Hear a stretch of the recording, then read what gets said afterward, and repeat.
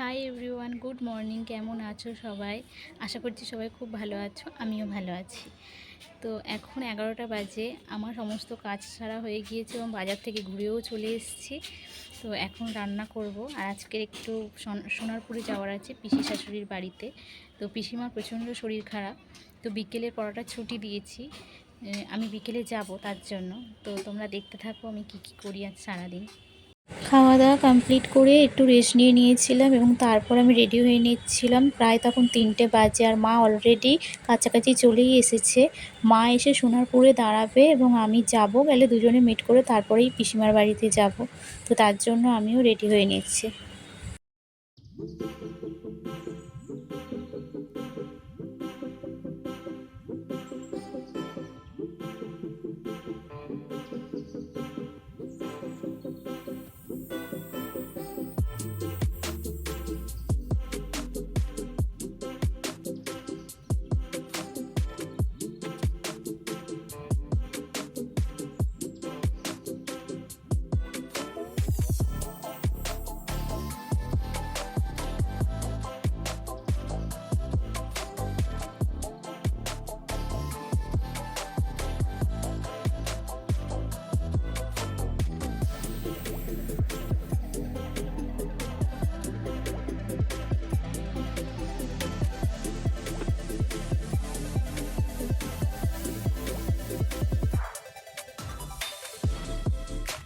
আমি রেডি হয়ে গিয়েছি, এবার বেরিয়ে পড়বো, কারণ মাও বারাইপুরে চলে এসেছে।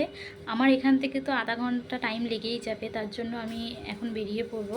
আর সোনারপুরে মা ওখানে দাঁড়িয়ে থাকবে, আমি গেলে তারপর মা আর আমি পিসিমার বাড়িতে যাব। তো চলো তোমরা দেখতে থাকো।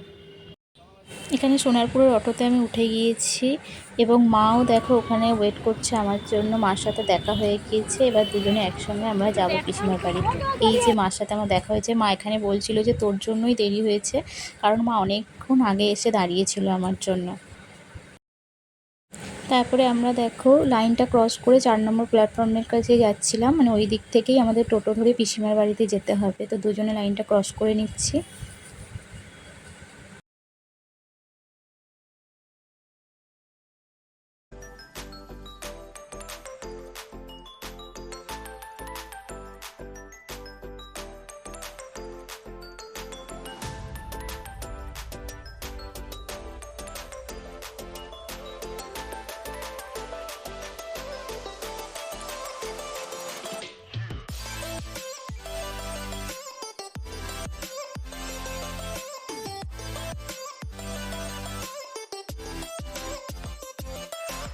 দেখো আমরা লাইনটা ক্রস করে যেই এদিকে এসছি, কি পরিমাণে জল জমেছে এদিকে, মানে রাস্তা থেকে তো হাঁটাই যাচ্ছে না, এত পরিমাণে জল জমেছে। তারপরে এখানে আমি আর মা পিসির বাড়ি যাওয়ার উদ্দেশ্যে টোটোতে উঠে পড়েছি এবং টোটো থেকে নেমে পিসির বাড়ির কাছে একটা মিষ্টি দোকান ছিল, সেখান থেকে পিসিমাদের জন্য একটু মিষ্টি নিয়ে নিলাম। আর যেহেতু পিসিমার শরীর খারাপ, তার জন্য তো আমি আগে থেকেই কিছু ফল, হরলিক্স নিয়ে নিয়েছিলাম।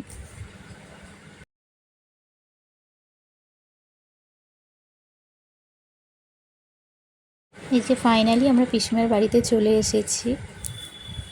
তো মা এখানে চেনা জানা অনেকের সাথে দেখা হয়েছে, কারণ মা তো এখানে বহু বছর ধরে আসছে, তো মায়ের তো অনেক চেনা জানা আছেই। তো তাদের সাথেই একটু দাঁড়িয়ে গল্প করে নিচ্ছিল। আর এখানে পিসিমশাই দাঁড়িয়েছিল, এই যে পিসিমশাই দেখো দাঁড়িয়ে রয়েছে। মেন যার জন্য আসা, যে পিসিমার যে শরীর খারাপ, পিসিমা তো বাড়িতে ছিল না, তার জন্য পিসিমার সাথে দেখা হয়েছে। পিসিমা অনেক রাতেই বাড়ি ঢুকেছিল, তো সেদিনে আমি আর বাড়ি ফিরে আসতে পারিনি। তো সেখানে থেকে যেতে হয়েছিল, কারণ যার জন্য গিয়েছি তার সাথে দেখা না করে চলেও আসতে পারবো না। তো পিসিমার জন্য এই ফলগুলো এনেছিলাম, ওগুলো রাখলাম টেবিলে। হরলিক্স এনেছি আর অনেকগুলো ফল নিয়ে এসেছি। তারপরে পিসিমশাই আমাদেরকে মিষ্টি, চা, বিস্কুট এবং মুড়ি দিয়ে দিল। আমরা টিফিন করে নিচ্ছিলাম। আমাদের যেতে প্রায় 5:30 ওখানে বেজে গিয়েছিল। তারপরে এখানে আমরা খাওয়া দাওয়া করে নিচ্ছিলাম রাতে, তখন পিসিমা চলে এসেছিলো। এবং এটা হচ্ছে পরের দিন সকালবেলা, যখন আমি রেডি হয়ে বাড়ির উদ্দেশ্যে বেরোবো, দেখো কি পরিমাণে যে বৃষ্টি এসছে, তখনও আমি বেরোতে পারিনি। এটা হচ্ছে পিসিমার মন্দিরটা আমি তোমাদেরকে দেখাচ্ছিলাম। পিসিমা প্রচুর পরিমাণে ঠাকুর ভক্ত, জানো তো, আর সব সময় নিরামিষ খায়, ওনারা কিন্তু আমিষ খান না। তো ওর জন্যই ঠাকুরঘরটা তোমাদের সাথে শেয়ার করলাম। তারপরে আমি স্নান করে নিয়েছিলাম। স্নান করে একটু ক্যামেরার কাছে এসেছি। দেখো আমি পিসির বাড়ি থেকে বাড়িতে চলে এসেছি, সবে মাত্র বাড়িতে ঢুকেছি, এখনও ফ্রেশও হয়নি।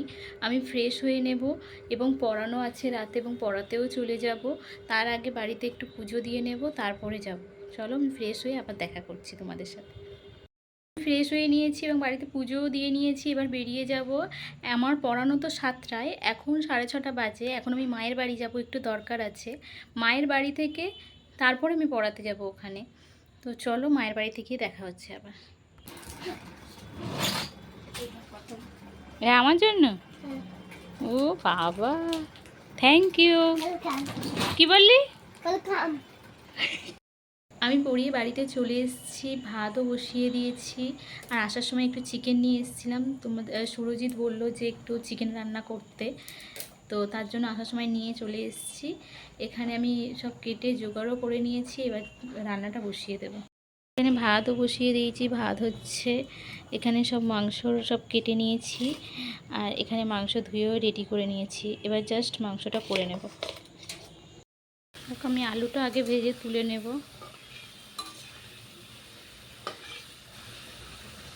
আলু ভাজা হয়ে গিয়েছে, এবার আমি প্রথমে মশলাটা করে নেব।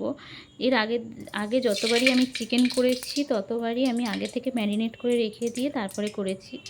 বাট আজকে আর ম্যারিনেট করছি না, আজকের পুরো মশলাটাকে কষিয়ে তারপরে মাংসটা দেব। দেখো আমি গরম মশলা দিয়ে দিলাম,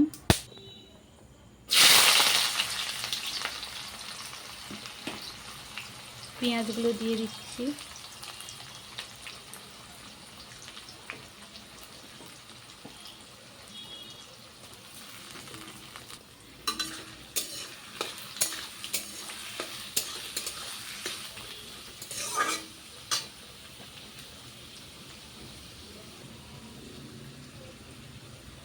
পেঁয়াজটা যাতে লালচে হয়, তাড়াতাড়ি লালচে হয়ে যায়, তার জন্য আমি একটু নুনও দিয়ে দিলাম।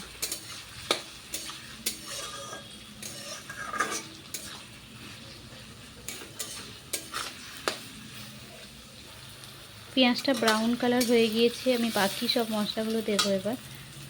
তারপরে টমেটোগুলো দিয়ে নিচ্ছি।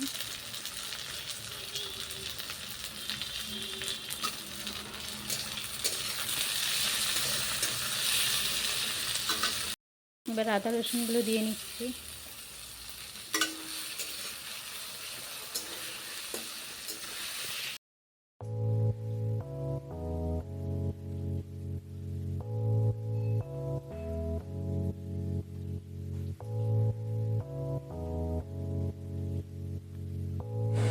দেখো ফাইনালি আমার রান্নাবান্না সব কমপ্লিট হয়ে গিয়েছে। আমার ভিডিওটা কেমন লাগলো কমেন্টে জানিও, সাবস্ক্রাইব করে পাশে থেকে। Thanks for watching.